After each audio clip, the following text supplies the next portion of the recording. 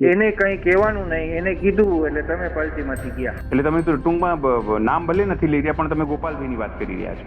તમે જે સમજાયું સાહેબ, હવે 1 મિનિટના ધારાસભ્યો કાંઈ પણ રેલો આવે એટલે ખેતરોમાં જાય અથવા તો કોકની ઘરે જાય અથવા તો ક્યાંક પ્રોગ્રામમાં જાય, રીલ બનાવે અને સોશિયલ મીડિયામાં મૂકી દે.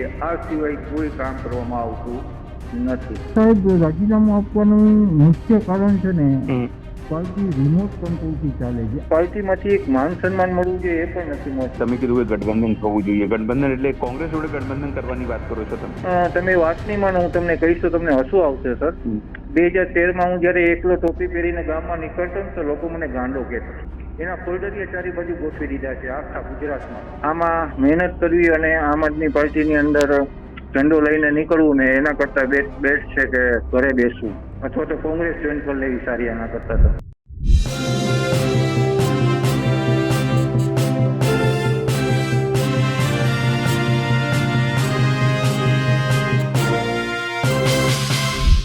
આમ આદમી પાર્ટીમાંથી જે પણ રાજીનામું આપી રહ્યા છે તેને સીધી રીતે કે પછી આડકતરી રીતે વિસાવદરના ધારાસભ્ય ગોપાલ ઇટાલિયાથી જ વાંધો કેમ છે?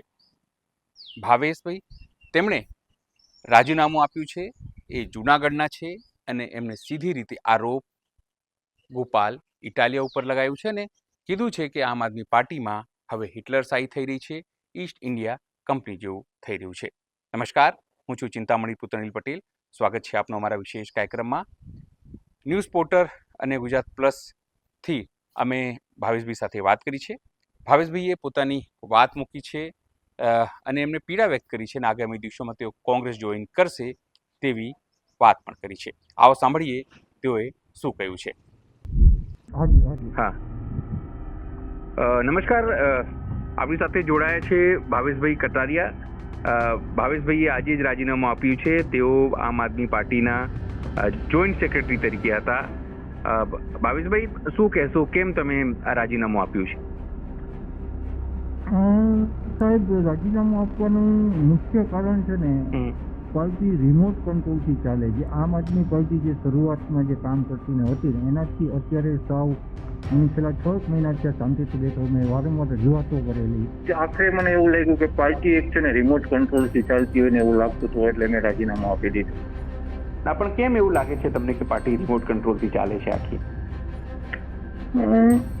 જે પાર્ટીના જે પાયાના કાર્યકર્તાઓ છે એને એટલી હદે અવગણવામાં આવે છે કે એની કોઈ સીમા નહીં. આજે પાર્ટીમાંથી એક માન સન્માન મળવું જોઈએ એ પણ નથી મળતું અને બહારથી આવેલા લોકો જે ભાજપ કોંગ્રેસ છે, જે અધૂરિયાઓ છે એને જે મહત્વના હોદ્દાઓ આપી દીધા છે જે પાર્ટી માટે નુકસાનકારક હતું. અને ખાસ કરીને તો પછી હું ડીપમાં ગયો અને મેં બધું જાણ્યું અને જોયું તો મને એવું લાગે છે કે ગુજરાતની અંદર આમ જોઈએ ને તો મેં એ પણ મારા ગુરુજી હારે ચર્ચા થઈ હતી અને વાત કરી હતી કે ભાઈ ભાજપને ગુજરાતમાં હરાવ્યું હોય તો ગઠબંધન કરવું પડે, પણ આ લોકો ગઠબંધન કરવા પણ તૈયાર નથી.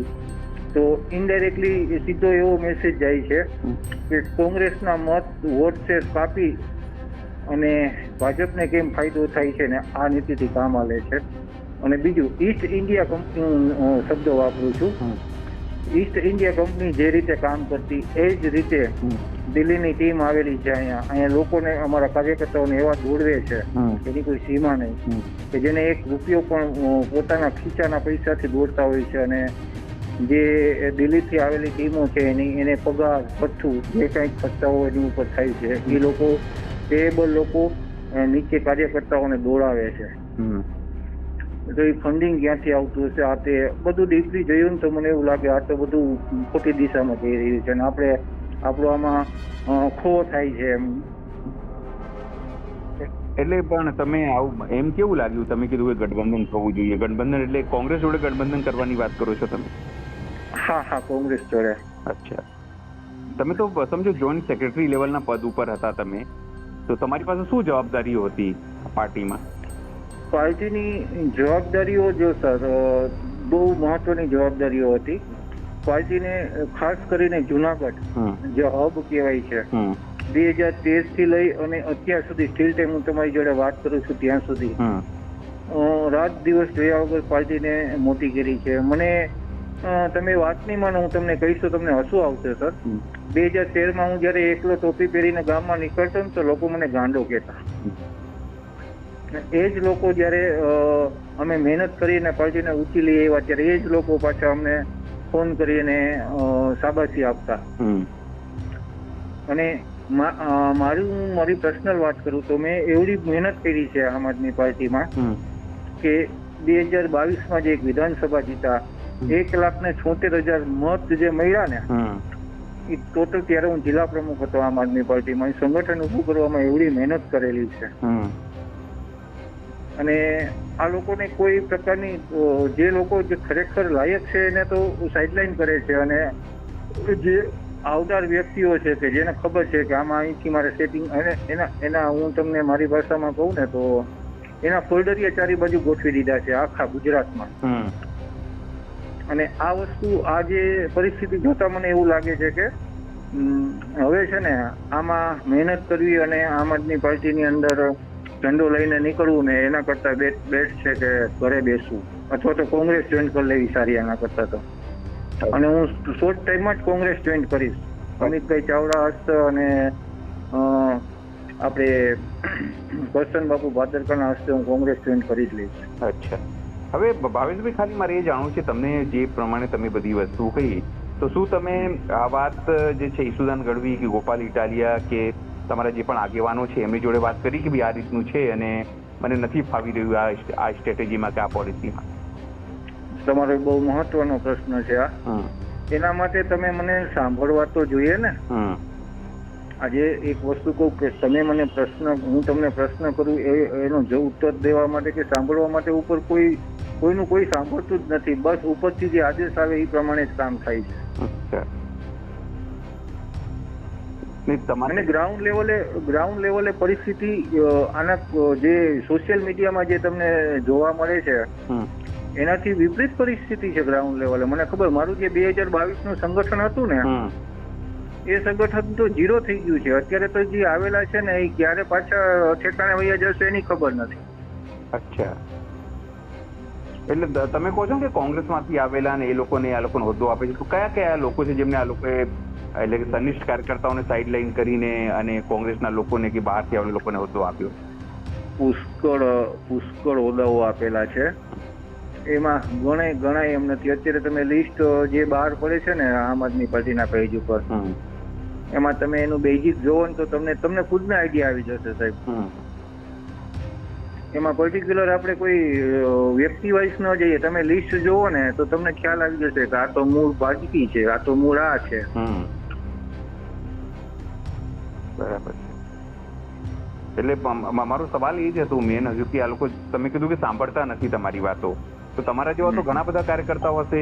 કારણ કે જો રાજુ તરફાએ રાજીનામું આપ્યું, તમે કરશનદાસ બાપુનું નામ લીધું, એમણે પણ રાજીનામું આપ્યું, એની પહેલા પણ ઘણા લોકોએ રાજીનામું આપ્યું છે.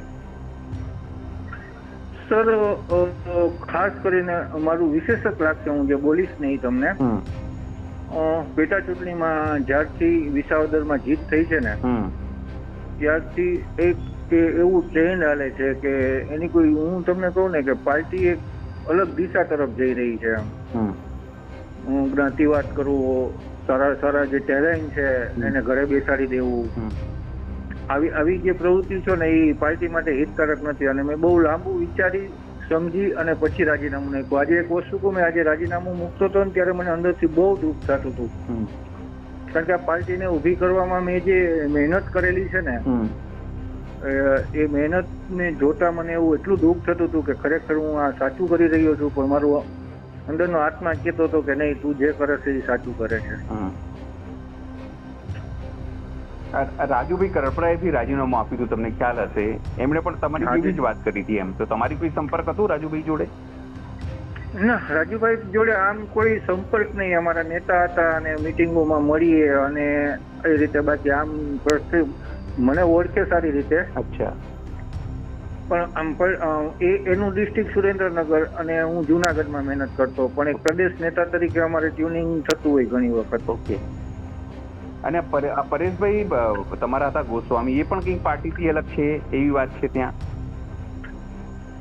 પરેશભાઈ ગોસ્વામી છે ને એ એક અલગ પ્રકારનું વ્યક્તિત્વ છે સાહેબ. એક ખેડૂતો માટેનો એક ખેડૂતોને કેવી રીતે ખેડૂત નેતા તરીકે હું કહી શકું કે એ ખેડૂતોને કેમ ફાયદો થાય એ દિશામાં વિચારવા વાળી વ્યક્તિત્વ છે. એટલે હું એનું કોઈ તમને પર્ટિક્યુલર ના હું એક ખેડૂત સારું વ્યક્તિત્વ છે અને ખેડૂતોને ફાયદો થાય કેવી રીતે એ દિશામાં વિચારવા વાળી વ્યક્તિત્વ છે. બરાબર છે. ભાવેશભાઈ, ખાલી મારે એ જાણવું છે, તમને વાંધો કોઈ પર્ટિક્યુલર નેતાથી હતી છે કે પછી કોઈ વ્યક્તિ વિશેષથી છે કે પછી પોલિસીથી છે?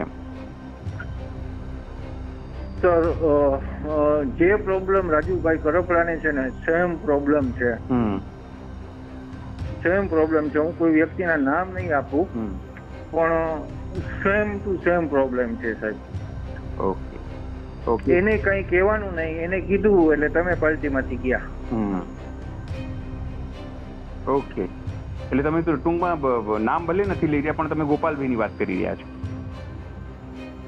તમે જે સમજો ઈ સાહેબ. હવે એટલે મારું પૂછવાનું મતલબ, કારણ કે તમે બી જુનાગઢ છો અને વિસાવદરથી ગોપાલભાઈ છે એટલે કદાચ એ વાત હોઈ શકે, એ મારું અનુમાન છે કદાચ છે. હું તમને એક નાનું વાક્ય કહી શકું કે 1 મિનિટના ધારાસભ્ય,